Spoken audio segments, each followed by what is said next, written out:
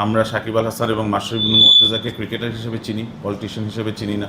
সবাই চাইবে যে যে পাঁচজন বাংলাদেশ ক্রিকেটকে এত উঁচায় নিয়ে গিয়েছে, যারা আশরাফুল ভাইয়ের সাথে এত বছর খেলেছে, তাদের সবাইকে আমরা একসাথে মাঠেই দেখতে যাব।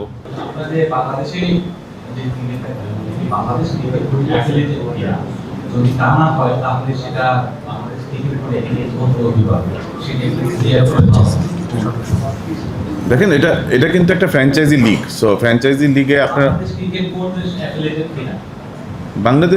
বাংলাদেশ ক্রিকেট বোর্ডের সাথে অ্যাফিলিয়েটেড হওয়ার মতো কিন্তু এটা কোনো কাহিনী না। বেসিকলি বাংলাদেশ ক্রিকেট বোর্ডের এটার সাথে অ্যাফিলিয়েটেড হতে হবে এটাও কোনো কিছু না। আমরা বাংলাদেশ ক্রিকেট বোর্ডের থেকে কিন্তু আনঅফিশিয়ালি সাপোর্ট চেয়েছি যে আমাদের মতো লেজেন্ডসরা ওয়েন ইউ সি, আপনারা এতদিন বলেছেন যে 5 পাণ্ডব লেজেন্ডস লাইক আশরাফুল যখন একই টিমে খেলতে পারবে, বাংলাদেশকে রিপ্রেজেন্ট করতে পারবে, weather we are affiliated weather we are not affiliated is not important.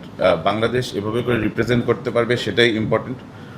আমরা জিনিসটাকে আসলে অনেক ক্রিটিক্যাল করে ফেলি, probably to go to the news যে বাংলাদেশ ক্রিকেট বোর্ড এটার সাথে আছে কি না। আপনারা বাংলাদেশ ক্রিকেট বোর্ডের ইন্টেন্ট দেখতে পাচ্ছেন, হয়তো ইন্টেন্টটাই is showing the right cause, যে যখন লেজেন্ডসরা খেলতে যাবে তখন বাংলাদেশ ক্রিকেট বোর্ডের সাথে বাংলাদেশের 16 কোটি মানুষ আমাদের সাথে থাকবে ইনশাআল্লাহ।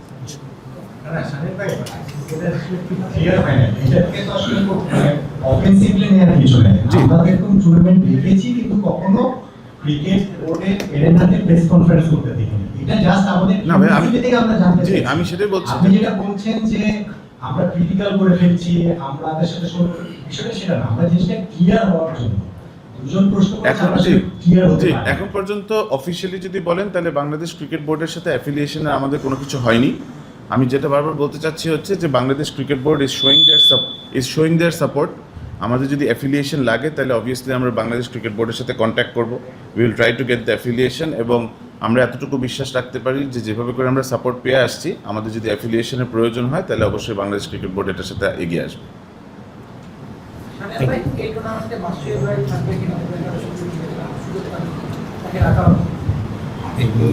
দেখেন, আমাদের কাছে cricket is the main thing. আমরা এটাতে পলিটিক্স জড়াতে চাই না।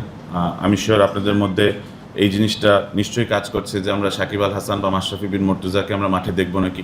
সবাই চাইবে যে যে পাঁচজন বাংলাদেশ ক্রিকেটকে এত উঁচায় নিয়ে গিয়েছে, যারা আশরাফুল ভাইয়ের সাথে এত বছর খেলেছে, তাদের সবাইকে আমরা একসাথে মাঠেই দেখতে যাব। সো ক্রিকেটিং অ্যাসপেক্ট থেকে we would love to have everybody. যদি মাশরাফি ভাই বা সাকিব খেলতে পারে তাহলে we would love to have them there, because but end of the day এটার একটা কমপ্লিকেশন আছে। আমাদের গভর্নমেন্টের সাপোর্ট লাগবে, আমাদের বিসিবির সাপোর্ট লাগবে। ওনাদের এইসব জিনিসপত্র যদি আমরা এড়িয়ে বা আমরা যদি সলভ করে যদি ওনারা একসাথে খেলতে পারে, they are most welcome to come and play for আস।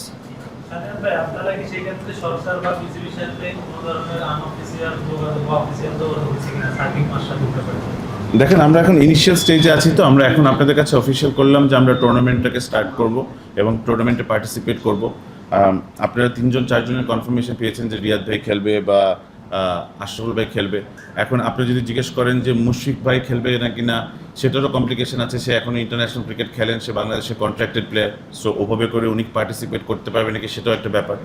সেভাবে করেই মাশরাফি ভাই সাকিবেরও আপনারা জানেন কমপ্লিকেশনস আছে। সো যার কাছে সাপোর্ট নেওয়ার বা যার কাছে সাপোর্ট চাওয়ার আমরা অবশ্যই চাইবো, বাট আমরা তো ল রেগুলেশনের উপরে যেতে পারবো না। বাট দেন অ্যাগেন আমরা বারবার বলছি, আমরা ক্রিকেটের মধ্যেই থাকতে চাই। আমরা সাকিব আল হাসান এবং মাশরাফি বিন মুর্তজাকে ক্রিকেটার হিসেবে চিনি, পলিটিশিয়ান হিসেবে চিনি না। সো যদি ওনারা খেলতে পারে তাহলে the door is always open for us.